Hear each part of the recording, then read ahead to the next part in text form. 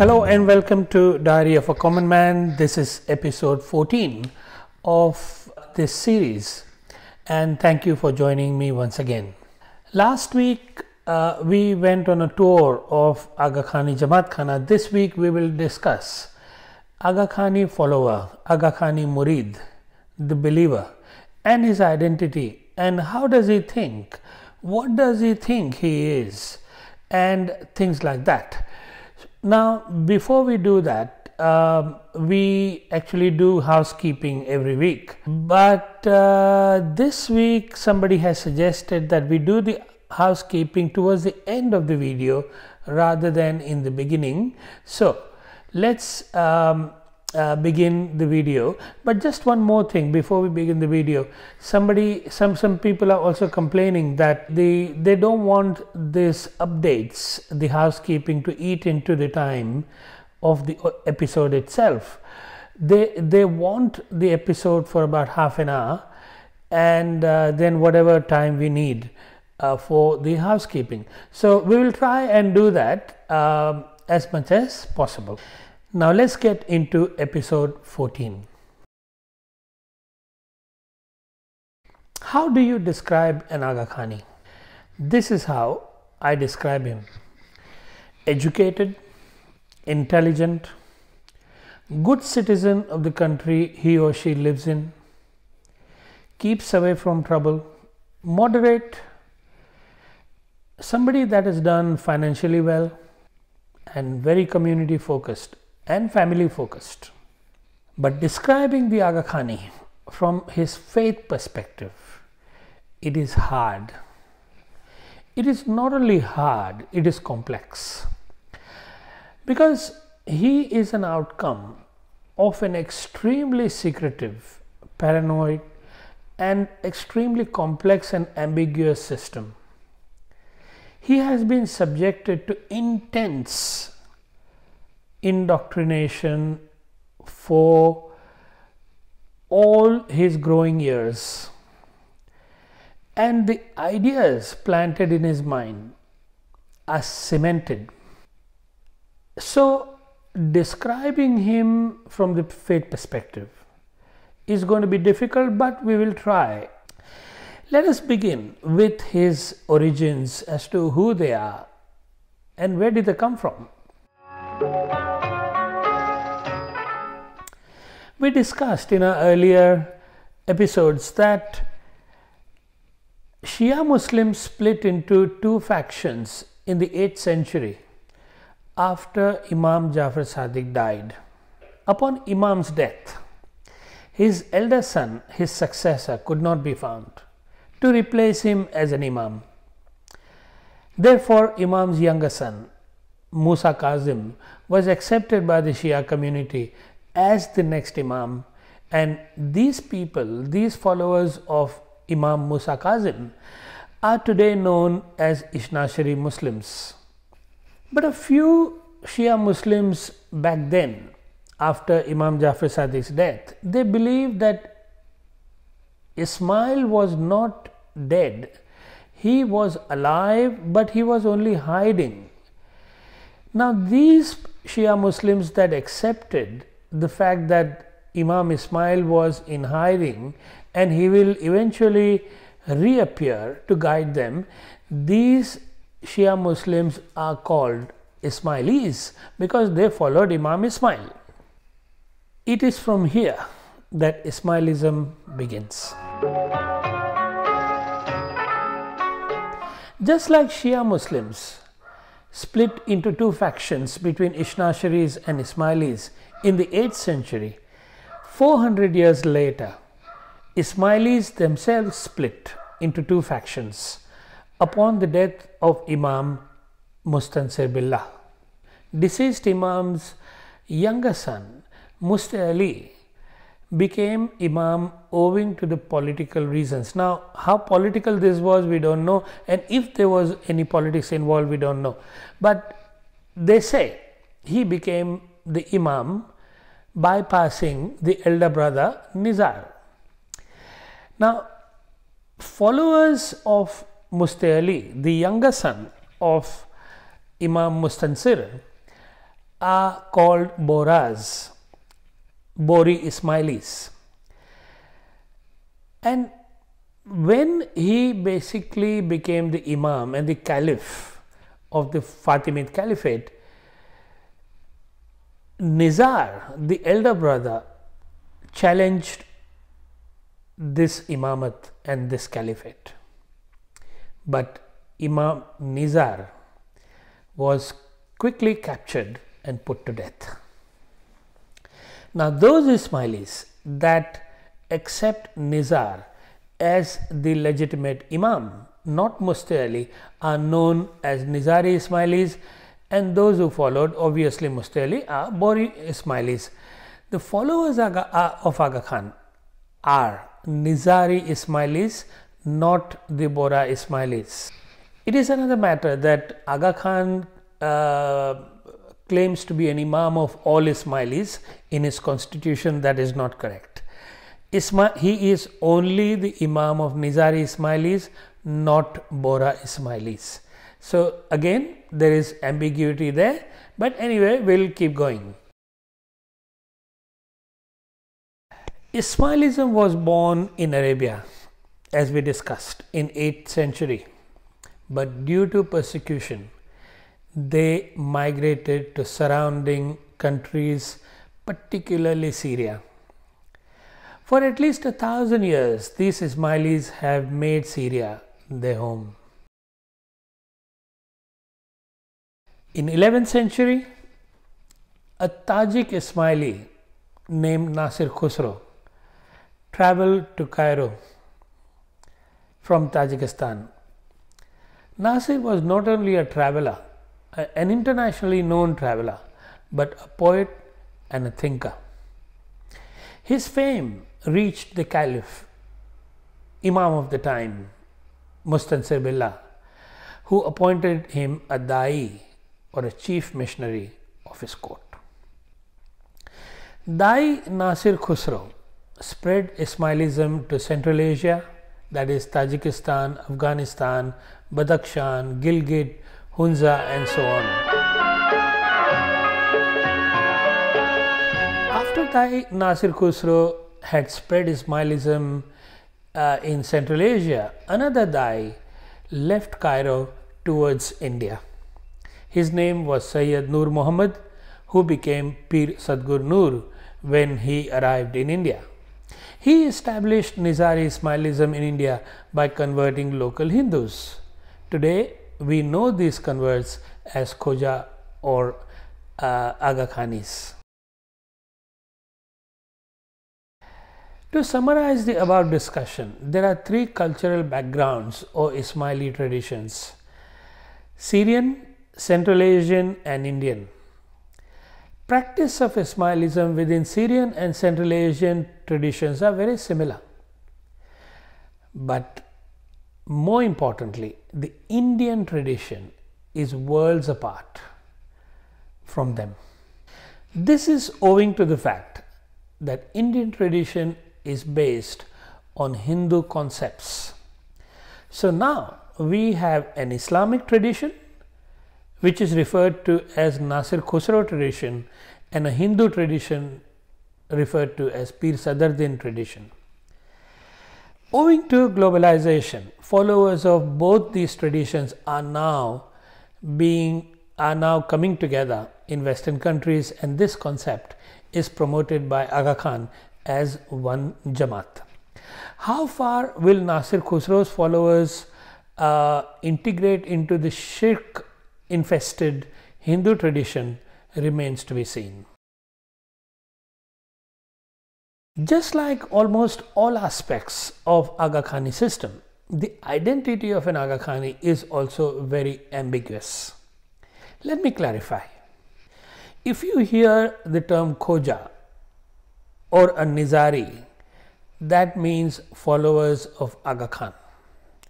An Ismaili can also be a follower, as we just discussed, but it depends on whether he is a Nizari Ismaili or a Mustalian Ismaili, which is called a Bora Ismaili. They say there are 73 tariqas in Islam. That is 73 different ways of practicing Islam. Aga Khan claims that theirs is one of the tariqas, but theirs is a little bit superior according to Agakhanis. And you can tell by their attitude in the Jamaat Khana when you speak to them. So what do they mean? They are superior. To understand this claim, we will have to understand Sufism. Aga Khan III has been quoted as saying that his system resembles Sufism. Also known as Tasawwuf, Sufism is a mystical dimension of Shia Islam. It is practiced by a very small percentage of Shia Muslims and even less by Sunnis. This is because the reason for Sufism not being so popular in Islam is because it is not a part of the mainstream Islam. We will talk about mysticism some other day, but basically it is a concept of becoming one with God. But there is no concept of you becoming one with God in Islam. When Aga Khan III said his system is like Sufism, he is not wrong.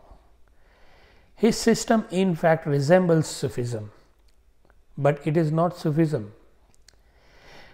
Just like it resembles Hinduism, but it is not Hinduism.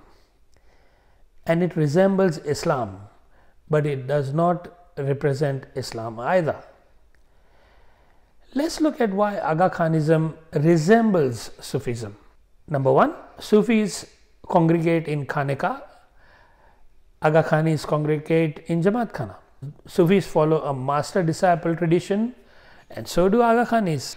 Sufis give bayah or oath of allegiance to their master, that is their sheikh. Agakhanis give it to Aga Khan.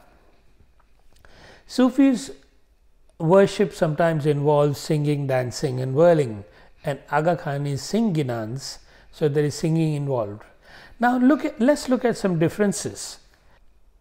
Aga Khan, who is the master in this tradition, he claims to be from Prophet Muhammad's lineage and Ali's lineage, whereas Sufi Sheikh does not claim that. With Aga Khani setup, the Murid prays to Aga Khan, whereas a Sufi Murid prays to Allah. Sufis consider the Prophet as the ultimate guide and the source of inspiration. Agakhanis consider Aga Khan to be the ultimate guide.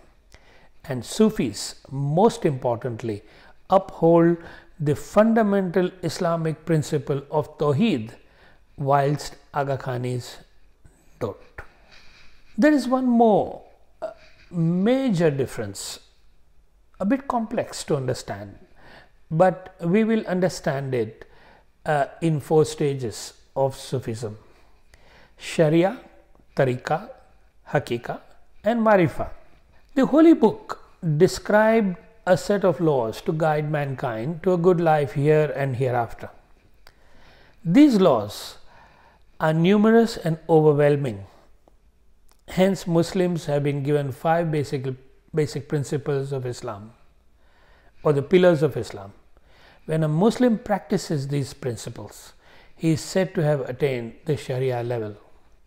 When reciting the Quran, a Muslim will need to understand the guidance therein and accordingly shape his life. That is at tariqat level. When we say he needs to understand Quran, he will need to understand the outer meaning of the Quran, and he will need to begin scraping the inner meaning or the esoteric meaning of the Quran. When a Muslim succeeds in doing this, he is said to have achieved the tariqa stage. At hakikat stage, the practitioner becomes immersed in the esoteric knowledge contained within the Holy Book.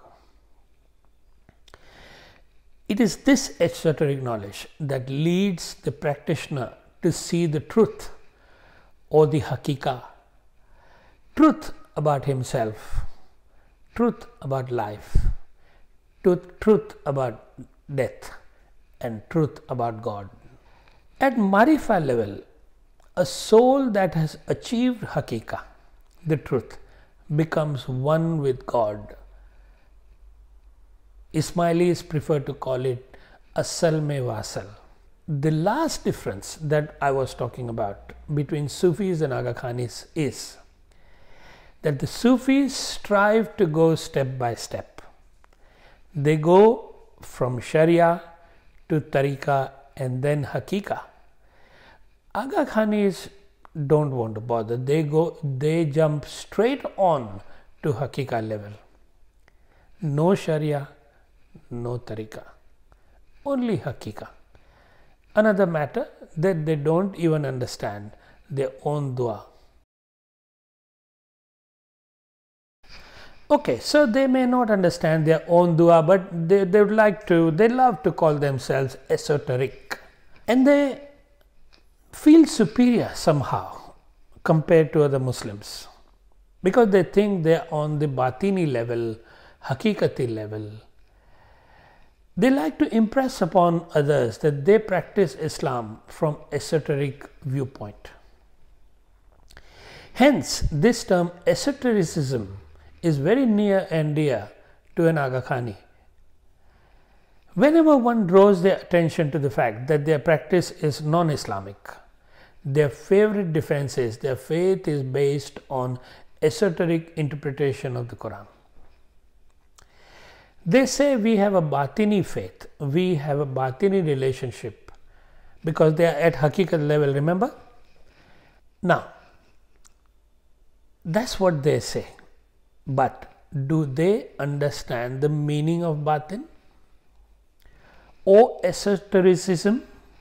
These are the same people, as I said earlier, who do not know, most of them do not know. A very vast majority of them don't know their own dua, leave alone the exoteric and esoteric meaning, zahir and the batin of Islam. For those who don't know, zahir is the outward or the apparent, and batin is something that is hidden or not apparent. Now, to understand batin, one must understand zahir. Let's understand that this is a complex topic. We'll not go into the details of it, but if someone was to say to you that, okay, Salim, go to that mansion there, and inside that mansion is a hidden room. Go and find it. Now, to get to that hidden room, any logical person with a normal intelligence will first need to go to that mansion and then search for the hidden room.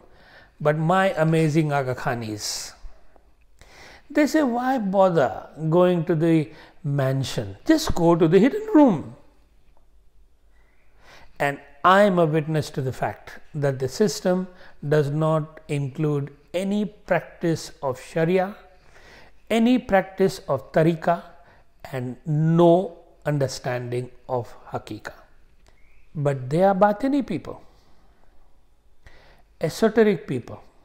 If any Agakhani would like to challenge my observation, please let me know. I would love them to come on this channel and speak about esotericism in Agakhani Jamaat Khana. Anyone, whether it be a normal Agakhani that goes to Jamaat Khana and comes home, or is it a scholar, or is it a alwais, a missionary, doesn't matter, anyone. Come on this channel and talk about esotericism in Jamaat Khana or Agakhani system. I would love to have you on this channel. Anyway, let's understand what actually is esotericism. There are two ways of understanding or interpreting the meaning of religious texts or anything. The Quran itself says that it is made up of ayats with clear meanings and ayats which are unspecific or hidden meaning. In chapter 3 Ayat 7, God says, "It is God who has sent down to you the book." In it are verses clear. Mukamat, they are the foundation of the book. Others are unspecific. Mushatabihat. In Arabic, literal meaning of Quran is called tafsir, and the allegorical or the hidden meaning is called the tawil, the study of the religious text. The hidden meaning of the religious text is called esotericism. There are many traditions which claim to be esoteric in nature, which includes Aga Khanism, and they encourage people not to take the written religious text literally. They encourage people to take into account the hidden meaning. Quran says only Allah knows the hidden meaning. However, there are people who seem to know better. They say Allah sent some people with understanding of hidden meanings, and according to Aga Khanis, it is the Aga Khan. Next week, we will continue discussing the system from Agakhani perspective. But before I sign out, let's do some housekeeping. A few days ago, my video editor advised me that the episode 12 was taken down by YouTube, and upon inquiring a little bit further, he learned that someone at Aga Khan's headquarters in Aiglemont in France had lodged a complaint that I played an audio clip of a tasbih in Jamaat Khana, and that I did not have a copyright to do so. Couple of issues with that. Firstly, I will be very surprised if Aga Khan has a copyright on everything that goes on in the Jamaat Khana, but I could be wrong. What is also quite fishy about this affair is the audio clip in question is only about 5 seconds. So why did YouTube delete the whole video, and why not the copyrighted segment? Because at the end of the day, the video is my copyright. It is my creation. How can YouTube take it down? I have asked YouTube to substantiate their action. Maybe they have a reason which I don't understand. Another aspect of this saga is Aga Khan did not do anything when I spoke about his multiple adultery convictions. He did not do anything when I spoke about his divinity behind closed doors and subsequent insult of Islam on a daily basis. And he did not do anything when I raised questions about his smoky financial system. But get this, he has taken action on a 5-second audio clip which is available everywhere on social media. And to make matters worse, it is irrelevant to my campaign. Why? I think my viewer knows the answer. Last week, during the narration of Shab-e Miraj, I suggested it is Shia belief that the Prophet saw God's hand coming out of a curtain, and the hand resembled Maula Ali's hand, implying Maula Ali was God. Many Shia Muslims have advised me they don't believe Maula Ali is God. Therefore, I apologize to you. I did not mean it. It was just an innocent mistake. Our tech guru has arranged for my videos to be converted into podcasts. If you are driving and want to multitask, all you need to do is to go to Spotify, type Secret Life of Aga Khan, and off you go. This week, 3 volunteers have joined us from inside Agakhani Jamaat Khanas. They are from across the world. And for obvious reasons, they wish to remain anonymous. So thank you so much for coming on board. We still haven't found the lawyer. We have found everyone that we requested on this channel except for the lawyer. Now, Mr. Lawyer, if you are there, we will not get you to do professional work without paying you. At this point in time, we just want you to hold our finger and guide us. So please, if there is any lawyer out there, we just need your guidance, nothing else. We also need a social psychologist or a psychiatrist who specializes in brainwashing. Last week, a few insiders, these are not volunteers by the way, they have informed us about a few more majalises and scheme that I was not aware of. First one is the Qurbani Majlis. This is yet another secretive majlis designed for the elite. If you are a member of Qurbani Majlis, upon your death, all your assets, your property, your bank account, everything goes to the merciful Imam. I will provide further information when I get it. Now, Hayati offering, just get this right, okay? Pay a lot of attention. All your life, you have practiced in daily Jamaat Khana prayers, participated in different majalises and different prayers, different tasbeehs, and even the Imam gave you the Mushkil Asan blessings. But despite all that, despite all those prayers and blessings, in case you feel your prayers were not answered, don't worry. The mercy of the Imam is always with you. You must understand that. Just all you need to do is to go to your Mukhi Sahib, hand him some money and say you want a Hayati Majlis done. Hayat means life. Whilst I am alive, I want my difficulties to go away. Now, Mukhi Sahib has got a special permission from the Imam to accept your money and bless you so that all your difficulties disappear. Deferred Giving. According to yet another report, a brand new scheme is now available. The way it works is you take out a life insurance policy, say $5 million. You pay the premiums over 7 years. And guess what? Who is the beneficiary of the life insurance policy? Is it your wife, husband, children? You know who. Now get this right. The beneficiary of this policy is Aga Khan Foundation.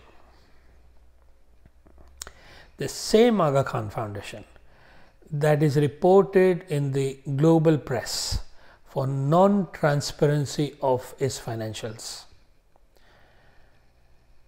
I'm sure Aga Khan would have considered the financial, moral and ethical issues of this particular scheme, but just in case, sometimes he forgets. Our investigator is onto it as we speak. Jamaati Services Fund stands for Jamaati Services. So basically, I'm told that these funds are raised to cover the Jamaati upkeep. I continue to get requests from my viewers, volunteers and well-wishers that I should at least let the police know about my campaign against Aga Khan. They have made me aware of the mysterious disappearance of a guy called Ghulam Ali in Imam Sultan Muhammad Shah's time. Ghulam Ali was a rebel and he made noise. And he also got a few people going with him, and it is a coincidence that he just disappeared whilst challenging the Imam's authority.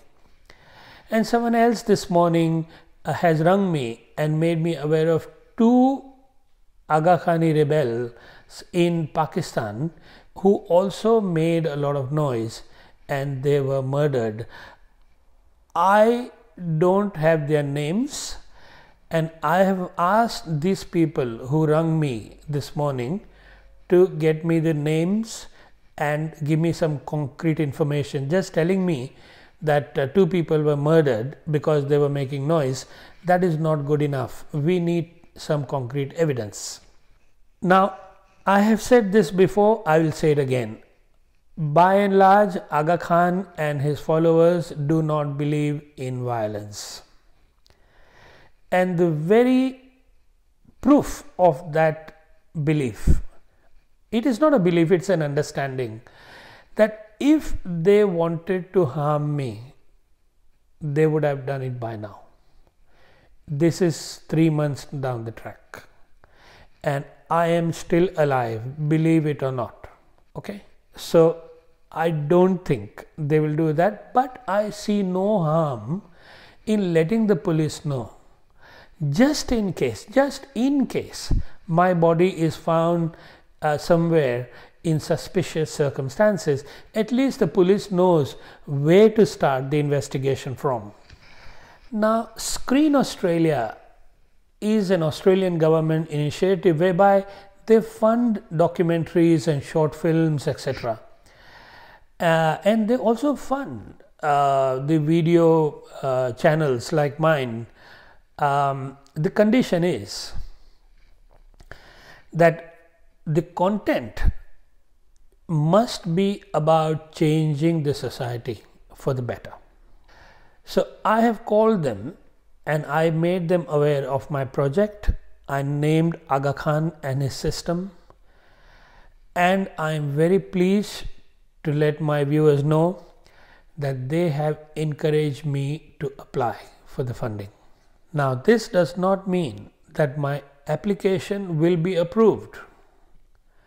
What it means is projects such as mine have a good chance of approval.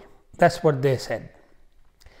Now, even if it is approved, they do not fund 100%. So we will need extra funds to support the filmmaking, whether it be YouTube series produced on a professional basis, or is it a documentary that we want to run on Netflix or on national televisions.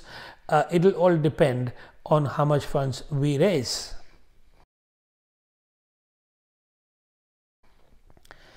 And this brings us to campaign funding. Apart from financing the production and distribution of a professionally done video or documentary or what have you, I will need to basically go full time into this campaign. There are many reasons, but briefly, my job description will be to, number one, manage all the volunteers and the work that they're doing. I need to complete this current series. I need to produce Urdu YouTube series, and I will need to work with the documentary filmmaker and the video series maker. So this is going to take a lot of my time, and not only that, it is also possible, and I highlight the word possible, that global media will get involved sooner or later. And if that happens, me and my volunteers may need to travel. So we will need funds. And I therefore appeal my audience to contribute towards this cause. Now let us discuss how this contribution will be collected and how will it be spent. A trust will be established in Canada. The bank account of the trust will be provided to my viewers for contribution.